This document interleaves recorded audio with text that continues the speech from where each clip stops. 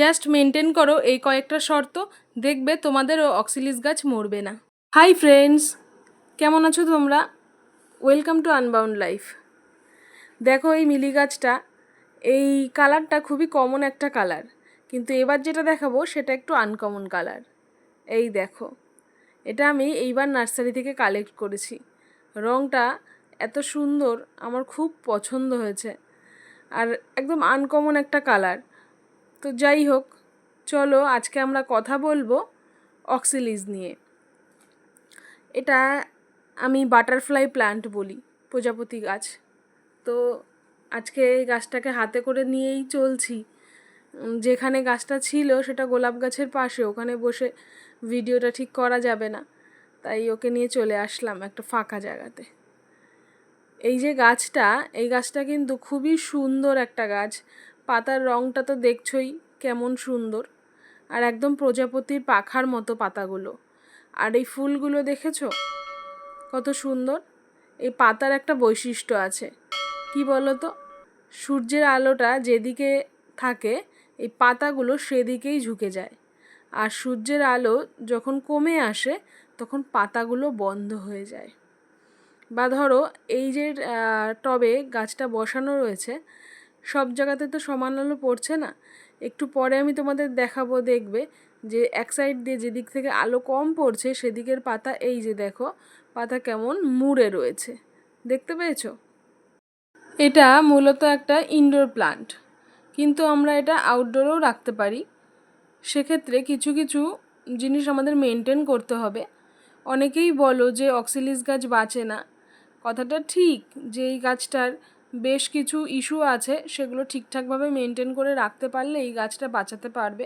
তা না হলে এই গাছটা সহজে বাঁচতে চায় না, গাছটা একটু সেনসিটিভ।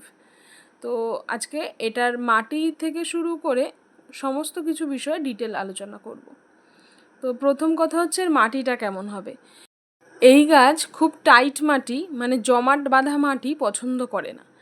আবার জলও লাগবে ঠিকঠাক, আবার এর পুষ্টি উপাদানও লাগবে ঠিকঠাক। তাই জন্য আমরা 1 ভাগ নর্মাল গার্ডেন সয়েল নেব, 1 ভাগ নেব কনস্ট্রাকশনের বালি, আর 1 ভাগ নেব আমরা কম্পোস্ট। সেটা হতে পারে গোবর সার, হতে পারে পাতা পচা সার, বা হতে পারে কিচেন কম্পোস্ট। এবার এই সব কিছুকে মিশিয়ে ঝুরঝুরে একটা মাটি তৈরি করতে হবে, কারণ ঝুরঝুরে মাটিতেই এই গাছ ভালো হয়। এই গাছ মূলত বাল্ব থেকে হয়। রেইন লিলিতে যেমনভাবে আমরা ছোট ছোট বাল্ব দেখতে পাই, এই গাছও সেরকম ছোট ছোট বাল্ব থেকে হয়। একটা টবের মধ্যে যদি একটা গাছ তোমরা বসিয়ে রাখো, তাহলে কয়েক মাস পরে দেখবে ছোট্ট ছোট্ট কিছু বাল্ব মাটির থেকে ওপরের দিকে উঠে আসছে। ওই বাল্বগুলো থেকেই এই গাছের জন্ম হয়।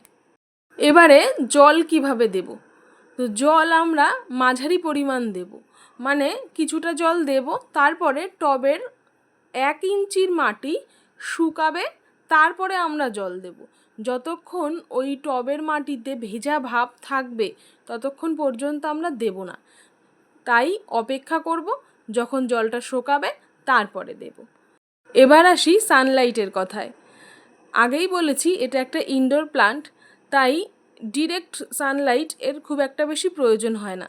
তবে সকালের যে নরম রোদ, সেই রোদ 2-3 ঘন্টা পেলে গাছের গ্রোথ খুব ভালো হবে। কিন্তু এই গরমের সময় ডিরেক্ট সানলাইট একদমই গাছ নিতে পারবে না। ওভাবে রাখলে গাছের পাতা পুড়ে যাবে, আর দেখবে যে কিছুদিন পরে গাছে কোনো পাতাই নেই। প্রথমে পাতাগুলো খসে যাবে, তারপরে ডালগুলোও পচে যাবে। তাই জন্য আমরা এই গাছকে শেডে রাখবো, বা সেমি শেড এরিয়াতে রাখবো, আবার বড় গাছের নিচেও রাখতে পারি। এই গাছ শীতকাল থেকে মে মাস পর্যন্ত খুব ভালো গ্রোথ নেয়, আর এরকমই সুন্দর ঝাঁকিয়ে ফুল পাতা মিলিয়ে একটা খুব সুন্দর আকর্ষণীয় হয়ে ওঠে। কিন্তু যখন গরমের পরিমাণ বেড়ে যায় তখন গাছটা ডরমেন্সিতে যায়।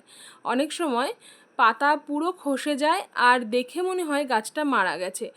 তখন অনেকেই আছো তোমরা যে গাছটাকে ফেলে দাও, বা ওই মাটিটা টবটাকে খালি করে ফেলো। ওরকম করবে না, ওই টবটাকে ওভাবেই রেখে দেবে। যখন আবার বৃষ্টির জল পাবে তখন ওই বাল্বগুলো থেকে নতুন নতুন চারা তৈরি হবে। তোমাদের কিচ্ছু করতে হবে না, শুধু পটটাকে রেখে দিলেই হয়ে যাবে, দেখবে নতুন করে চারা গাছ আসবে। তো এইটাই হলো সম্পূর্ণ পরিচর্যা।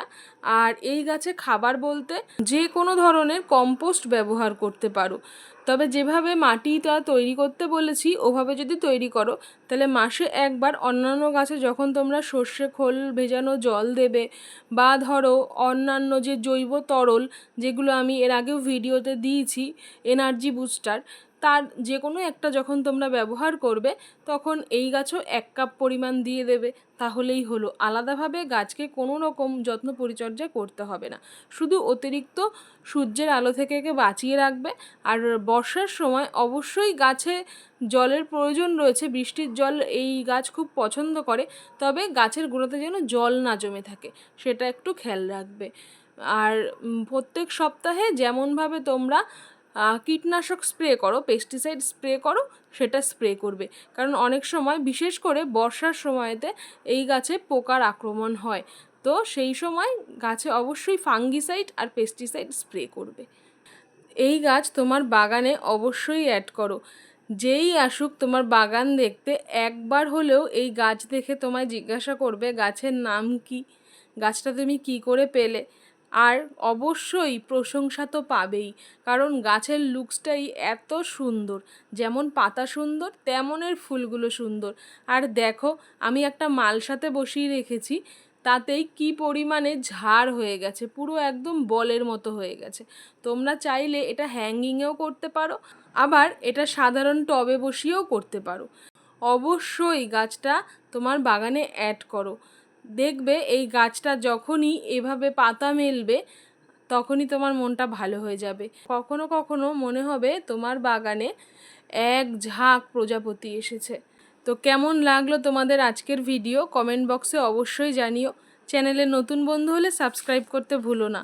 আর গাছ পাগল বন্ধুদের সাথে এই ভিডিওগুলো কিন্তু অবশ্যই শেয়ার করো। আর গাছকে ভালোবেসো, নিজেদের সুরক্ষিত রেখো। আজ তাহলে আসি, ভালো থেকো।